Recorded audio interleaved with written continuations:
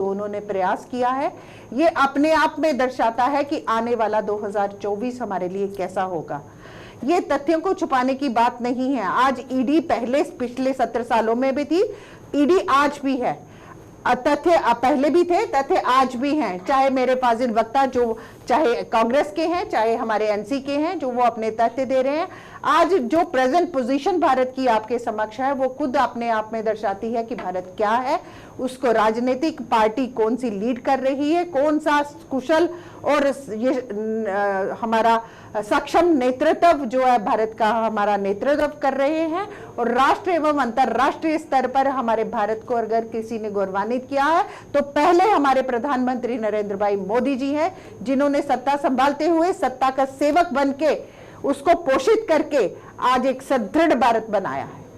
जी जगदीप जी, बहुत बेहतरीन और उम्दा जवाब पूर्णिमा जी का। और इन्होंने बताया सुदृढ़ता की बात ये निरंतर करती चली आ रही है, और ये बताया कि आज भारत का डंका कैसा बज रहा। तो थोड़ा सा मैं भी बता दूं।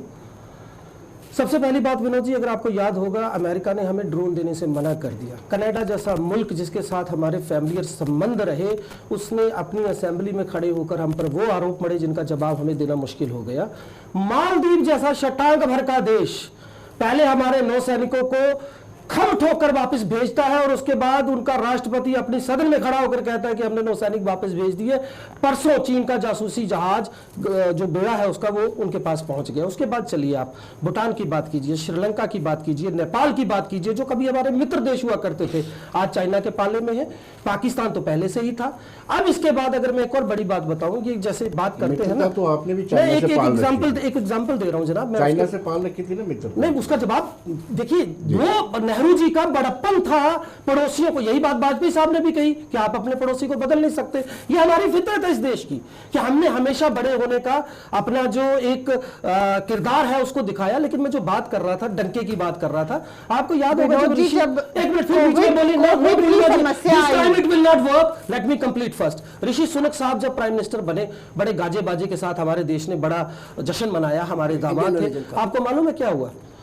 और तो छोड़िए, 50 मंदिरों में पुजारी तक नहीं थे। मोदी जी से गुजारिश थी, एक फोन ही कर देते, कम से कम वो उनको तो वीजा दे देते। ये हमारी हालत है। और ये जिस डंका बजने की बात करते हैं पूरे दुनिया के अंदर, स्थिति हमारी आज ये बनी हुई है, यूनेस्को में हम पाकिस्तान से हार जाते हैं। और उस दिन मोदी जी वहां पर G20 पहली बार, G20 में क्या किया विनोद जी? शर्म आती है मुझे कहते हैं। सोने चांदी की थालियों में भोजन परोसा गया, पर्दे लगा दिए गए ताकि श्रम कॉलोनी दिखाई ना दे। ये हालत की गई। और अगर G20 सत्ता में होती तो आधा भारत खत्म हो चुका होता। शोर कब डालता है आदमी? जब उसके पास बिल्कुल नहीं। G20 अगर आपने किया भी तो आपने कश्मीर में किया, जम्मू में नहीं किया, छोड़ दीजिए। मैं बता रहा हूं, इससे भारतवर्ष की आपने नहीं किया। 3 कॉलोनियों में 4.5 किलोमीटर अतिक्रमण के नाम पर जमीन दोज कर दी गई, झोपड़ियां। क्यों? क्योंकि उस रोड से उन नेताओं ने गुजरना था जो G20 में शामिल होने आ रहे थे। आप दिखाना क्या चाहते हैं? सोने चांदी के बर्तनों में खाना परोस कर उनको, और हमारी वो जो स्लम कॉलोनीज उनके आगे हरे और सफेद पर्दे टांग दिया आपने।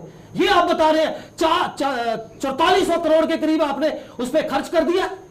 बाकी देश भी कर रहे हैं, अभी हो रहा है G20, किसी और देश में है मेजबानी। देखिए, और से आपने एक भारत में तो पहली बार हुआ। तो भाई आप उसमें अपने सालों से आपकी सरकार थी, सुनिए मेरी बात। आपको याद होगा जिस दिन पुष्पवर्षा हो रही थी G20 सम्मेलन के बाद मोदी जी के स्तुति गान में, उसी दिन यहाँ हमारे 3 ऑफिसर शहीद हुए थे। याद होगा आपको? एक दिन आगे किया जा सकता था उसको। तो चलिए हम उसमें नहीं जाते। ओवरऑल मुख्तसर बात ये है, मेरा ये मानना है कि जहां बालाकोट का जो पहले कांड हुआ तो पहली बार ही हुआ। चलेगी आपने पुलवामा पे आज आपने सत्यपाल मलिक साहब के घर में पूर्णिमा जी भी शर्मानी चाहिए थी। जवान हमारे शहीद हुए। पूर्णिमा जी, आप कहते हैं कि अंतर्राष्ट्रीय पुलवामा के शहीदों के नाम पे आपने वोट मांगे। अंतर्राष्ट्रीय स्तर पर भारत का कद बढ़ा है, लेकिन जगदीप जी जो बता रहे हैं उससे लगता है। मेरी एक बात सुनिए विनोद जी।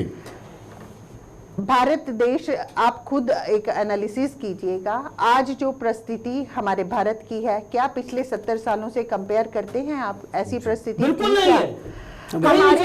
हमारे 70 सालों की जो इन्होंने वोट बैंक की राजनीति और 87 का जो इन्होंने जो दर्शाया है हमारी सत्ता में, हमारी प्रधानमंत्री श्रीमती इंदिरा गांधी जी। तो ये फिर कैसे हम तथ्यों को पूरा लॉजिकल देते हुए आरोप आए ही भारतीय नहीं। जी। जनता पार्टी भारतीय जनता पार्टी पे लगाते हैं जी। कि भारतीय जनता पार्टी जो है वो ब्लेमफुल है। चलिए बशीर साहब एक कंक्लूड कीजिए। एक मैं मिनट में। कंक्लूड समय नहीं करूंगा, है। जी, एक कंक्लूड करूंगा, एक सिर्फ ये जी। कि जब मुद्दे खत्म हो जाते हैं तो हम जोर जोर से बोलना शुरू कर देते हैं। मसला ये है कि भारत 2014 में एक मजबूत भारत मिला बीजेपी को, उससे पहले बीजेपी कहीं नहीं थी, और वही मजबूत भारत आज जो है वो डिफरेंट पोजीशन में है, जिस पर मैंने कहा